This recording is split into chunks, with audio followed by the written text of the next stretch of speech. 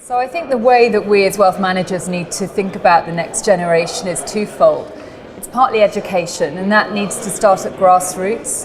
I think one of the challenges we have, particularly in the UK, is how we educate our young people through schools and universities.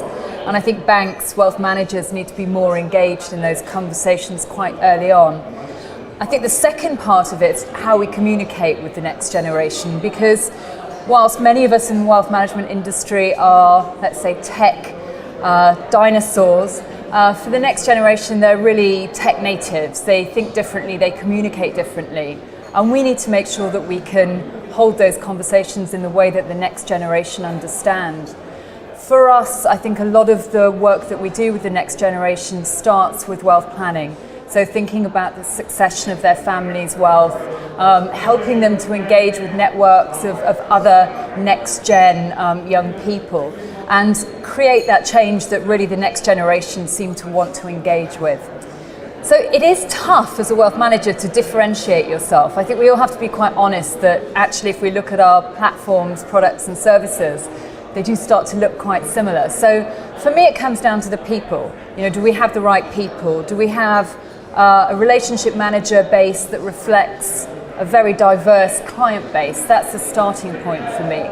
I think the next thing, and one of the benefits that we have at Julius Baer, is that we're a pure play private bank. So we are a little bit different. We don't have a bank. Wealth management is all we ever do. And we're very focused on the UK market and growth in the UK market, where a lot of people are backing away fearfully in light of Brexit. So integrating technology is definitely a challenge, but I think we shouldn't be frightened of it. And I think the one thing that I would note is that technology and the human element don't have to be mutually exclusive. We should be able to use technology to deliver the best service to clients, to think better rather than necessarily thinking faster.